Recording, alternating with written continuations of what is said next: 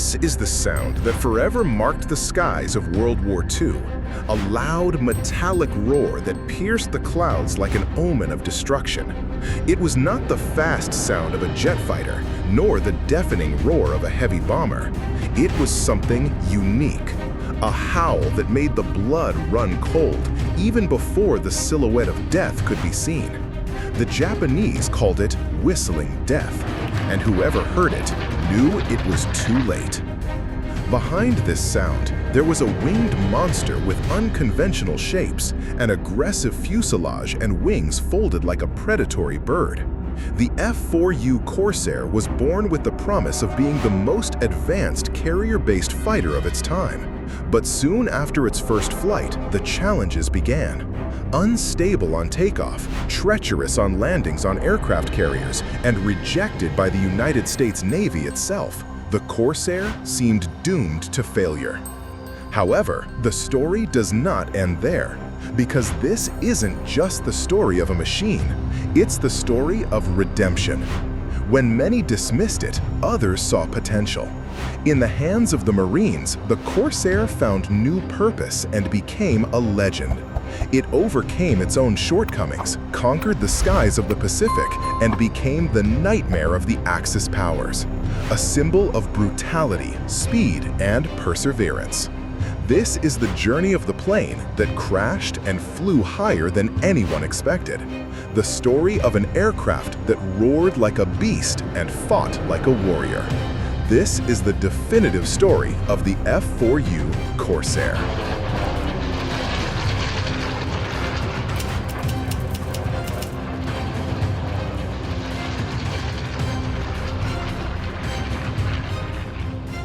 In the late 1930s, war clouds were gathering on the horizon. The United States Navy, foreseeing the inevitable, issued a challenge to its aircraft industry. They needed a carrier-based fighter that would outperform everything that existed. The answer could not be simply an improvement.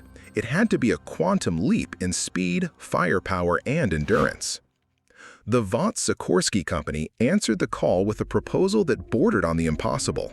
The heart of the project was the most powerful engine available at the time, the Pratt & Whitney R2800 Double Wasp, an 18-cylinder monster capable of generating 2,000 horsepower. To translate this force into thrust, the engineers attached to it a Hamilton Standard propeller measuring more than 4 meters in diameter, the largest ever installed on a fighter up to that time. And here, the first major challenge arose. Such a large propeller required dangerously long landing gear to keep the blades from touching the deck. Vought's solution was a stroke of genius that would define the plane's identity forever. Instead of making the landing gear longer, they folded the wings down. The iconic inverted gull wings weren't born out of aesthetics. They were a pure, functional answer to an engineering problem. This curvature allowed the heavy landing gear to be anchored low on the wing, keeping it short and strong enough to withstand the harsh landings on aircraft carriers. But this same solution, combined with the extremely long nose to house the powerful engine, would create a whole new set of problems, nearly sealing the Corsair's fate before it even saw combat.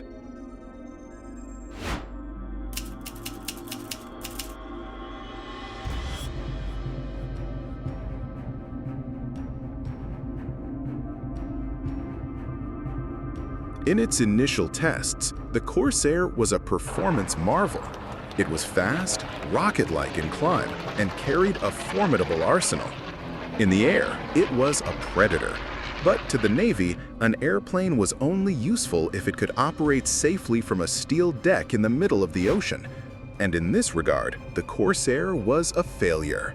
The aircraft's long nose created a gigantic blind spot. During the landing approach, the pilot simply could not see the runway or the signal officer.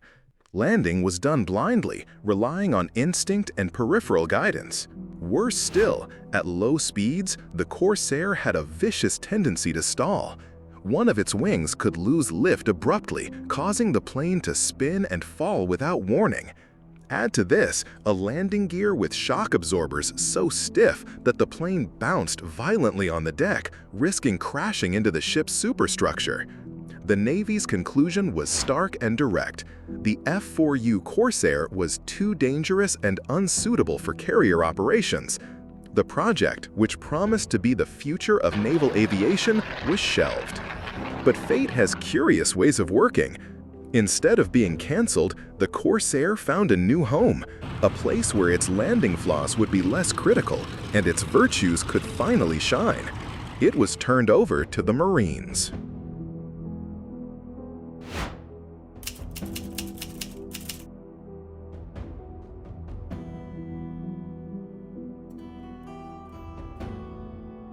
Operating from improvised runways hastily constructed on islands in the Pacific, the Marines did not need the pinpoint precision of a carrier landing. They needed a plane that could take off, outfly the enemy, pack overwhelming firepower, and, crucially, take a lot of punishment to bring its pilot back. In this environment, the Corsair did not just adapt, it flourished. Freed from the constraints of the carrier, the plane showed its true potential. Its speed outstripped that of any Japanese fighter of the time. Its standard armament of 6.50 caliber Browning machine guns mounted in the wings could disintegrate an enemy plane in a single burst. Furthermore, its rugged construction, a legacy of naval design, allowed it to absorb damage that other fighters could easily inflict. It was in this environment that it earned its most famous nickname, a name given not by its pilots but by those who fought it. Japanese troops on the ground, hearing the terrifying sound the engine's air intakes made during a high-speed dive, dubbed it the Whistling Death. The name was apt. The Corsair was not just a fighter, it was a weapon of psychological terror, a symbol of the air superiority to come.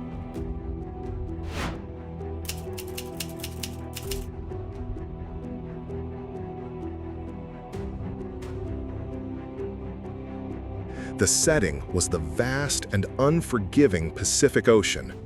The Allied strategy was island by island, a brutal campaign of attrition that slowly crept toward the heart of the Japanese Empire. Every island was a battlefield, and air supremacy was the key to victory. It was in this deadly game that the Corsair became a centerpiece. The main adversary in the skies was the legendary Mitsubishi A6M Zero. At the start of the war, the Zero was the master of aerial combat. Incredibly agile, with a turning radius that no Allied fighter could match, it was lethal in the hands of an experienced pilot. Trying to outmaneuver a Zero was suicide. But the Corsair pilots, trained by the famous ace Charles Lindbergh, learned not to play the enemy's game. They used their aircraft to its advantage. The Corsair was dramatically faster, especially in a dive, and could climb much faster. The tactic was clear: use the energy. Diving down on the enemy at high speed, unleashing a devastating burst, and using the accumulated energy to climb back to safety where the Zero could not reach. It was the boom and zoom tactic, and the Corsair was the undisputed master of it. He didn't dance with the Zero, he crushed him with the force of a hammer.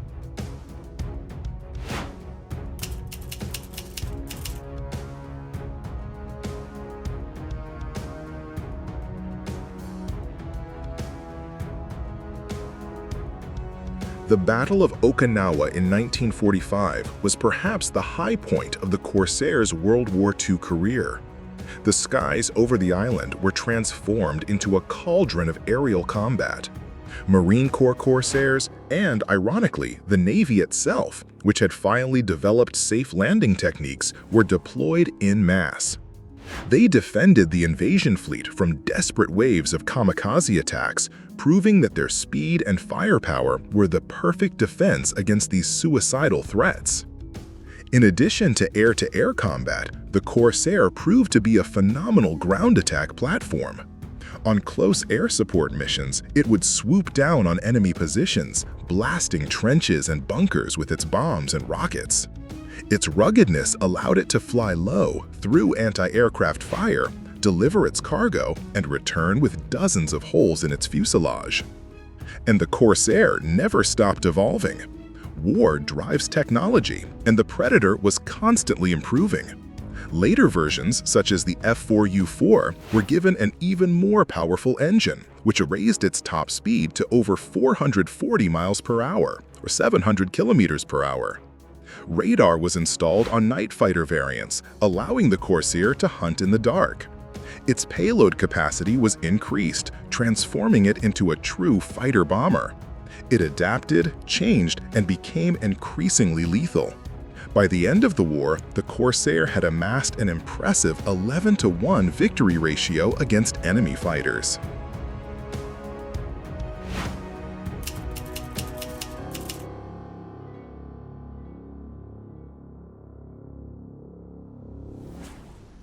With the surrender of Japan, World War II came to an end. For many aircraft, this would have meant retirement. But the Corsair had not yet said its final goodbye. 5 years later, a new conflict erupted on the Korean Peninsula. By the Korean War, the skies were already dominated by first-generation jet fighters, such as the MiG-15 and the F-86 Sabre. In direct high-altitude combat, the propeller-driven Corsair no longer had the same advantage. However, it had found a new and vital role.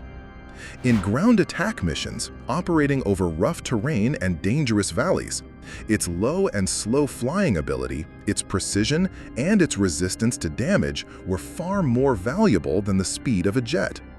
While the jets fought their battles above, the Corsair did the dirty work below, supporting ground troops with brutal effectiveness. Its legacy, however, goes beyond its combat missions. The Corsair's design profoundly influenced naval aviation. It proved that a carrier-based fighter could and should be built around the most powerful engine possible. This power-first philosophy shaped the development of future generations of fighter aircraft, such as the F-8 Crusader and the iconic F-4 Phantom II.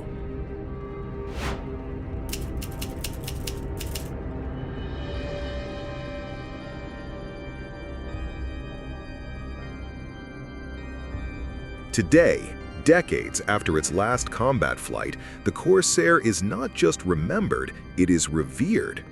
Aviation museums around the world, such as the Smithsonian Air and Space Museum and the Naval Aviation Museum, display restored examples with almost religious care. At air shows, when the R-2800 engine roars to life and the plane soars through the sky, it still provokes a gasp of amazement. To understand this devotion, you have to listen to the people who keep its legend alive. Veteran pilots, now in their 90s, describe their trusting relationship with the machine.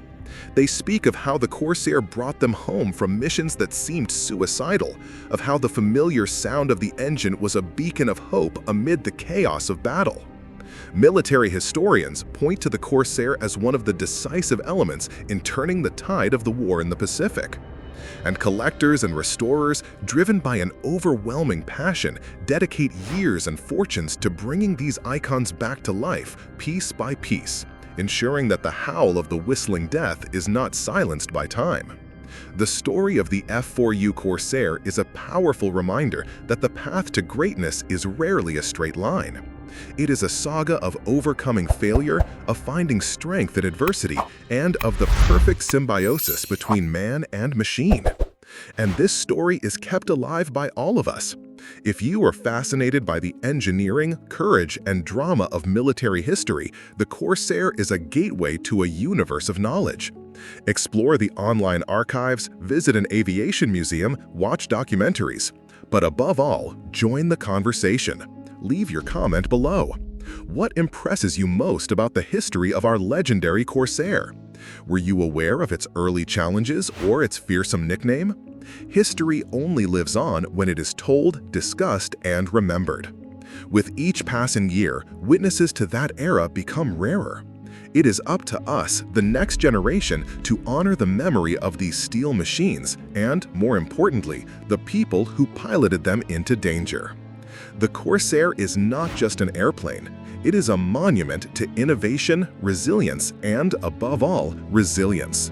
And as long as there are people who are thrilled to see it fly, its legend will continue to echo forever in the annals of history.